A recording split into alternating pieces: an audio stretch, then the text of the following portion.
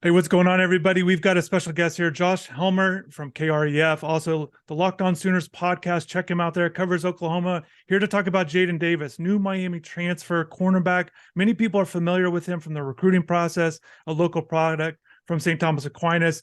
Josh, let's get right into it with Jaden. We're going to go through his career, but in particular, this 2022 season.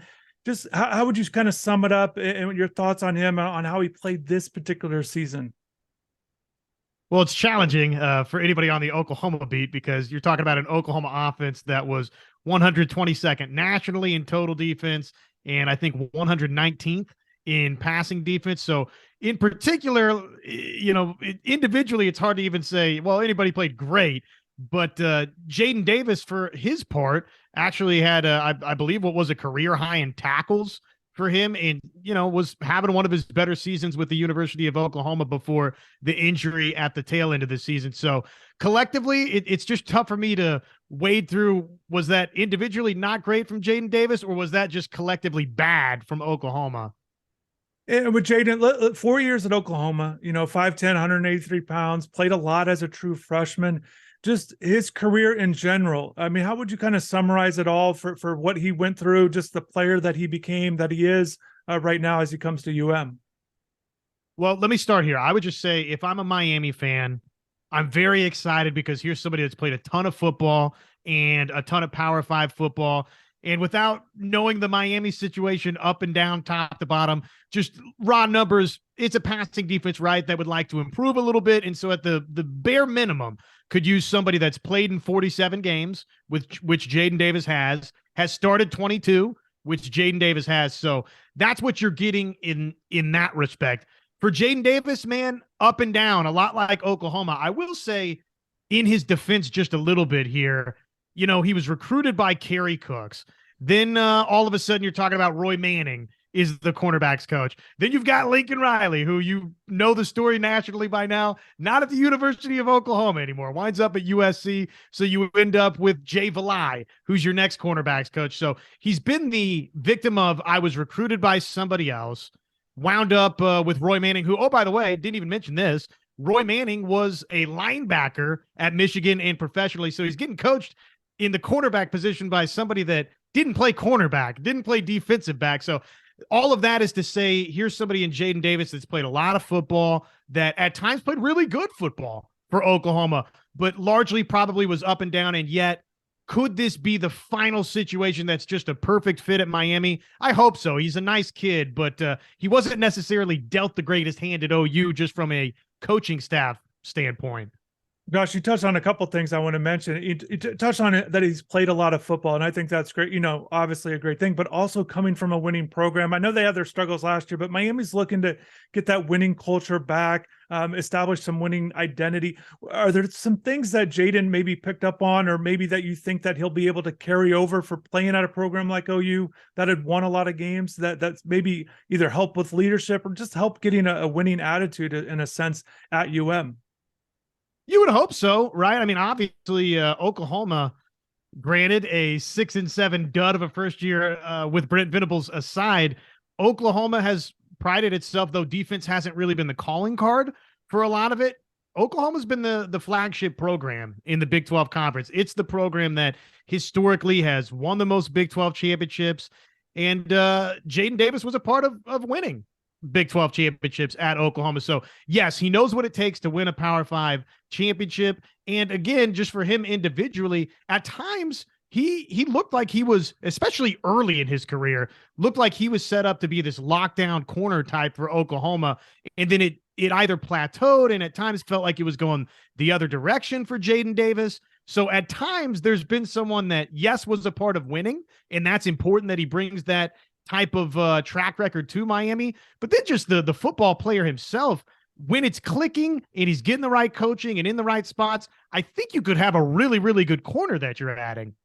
Yeah, and from a Miami perspective, yes, essentially what their roster looks like. This is the third cornerback that they've added in transfer portal. They got Devontae Brown, a taller corner from UCF, And also Terry Roberts, a similar guy in terms of experience, not as much experience, but comes from Iowa, who's actually known for their defense. A smaller corner, they get him in the portal there. They're looking to get better. Pass defense was a struggle last year. They lose their starters, so they've got to get better. There's obviously openings. The spring game, there were some holes there. They gave up almost 500 yards in the passing game there. So certainly there's opportunities for the cornerbacks. A guy like Jade, you touched on his skills and what he's bringing to the table in terms of when it's clicking. With what he does bring to the table, when it is clicking, what is he bringing to the table, either cover wise, just overall, everything he's bringing to the cornerback spot?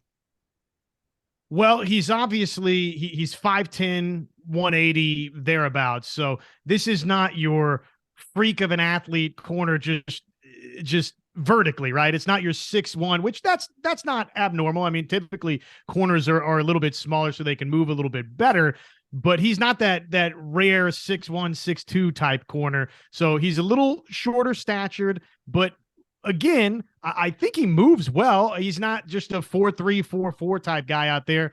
I think coming out of high school, he was regarded sub 4'6", 4'5" kind of range. And that sounds about right, just thinking about his career at Oklahoma. So I don't know that he's the long way to say, I don't know that he's the flashiest speed wise, but technique when it's tight, I think he can cover with some of the best nationally. So, and I will tell you this too, just a weird pivot here for you. I'm actually the managing editor of Hawkeyes Wire. So Terry Roberts, I've seen up close and personal as well.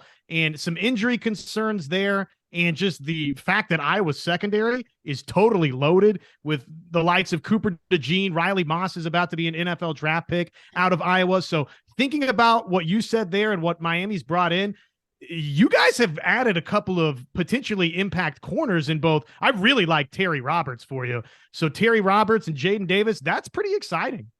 Yeah, maybe we'll stay with it then. Maybe how would you kind of compare the two? Similar in size, 5'10", right around the similar size. Like I said, the experience is there. They both played a lot of football. How would you characterize both corner? Is there similarities? Are there differences with these two in particular that stand out to you? I feel like Terry Roberts could be a physical tackler. Not that Jaden Davis shies away from tackling, but there's just something about that Iowa defensive backfield, man.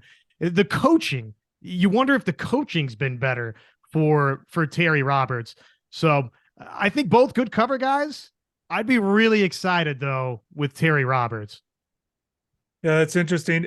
Kind of going back with Jaden, 4 years in college, played a lot, as we've mentioned. Leadership wise, how would you kind of maybe classify him as a leader? Is he a vocal guy? Do you know about those things about him? Maybe some intangible things that you can say about Jaden? I don't know that he's going to be a rah-rah type leader. He doesn't strike me as that. Interview setting never really came across that way, which, to me, especially at a place like Oklahoma, where at times Oklahoma, these last however many years, has been giving up miscommunications, and all of a sudden somebody's running wide open. The one random PBU that you mix in, you got somebody doing the incomplete sign.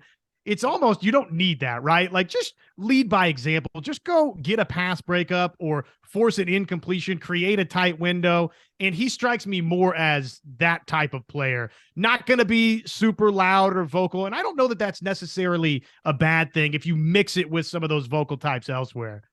Josh, you kind of just wrapping this thing up. We want to talk about his future and kind of looking back at his past. Again, St. Thomas Aquinas, 4-star recruit in that 2019 recruiting class. He helps the Raiders go to the state championship game as a senior.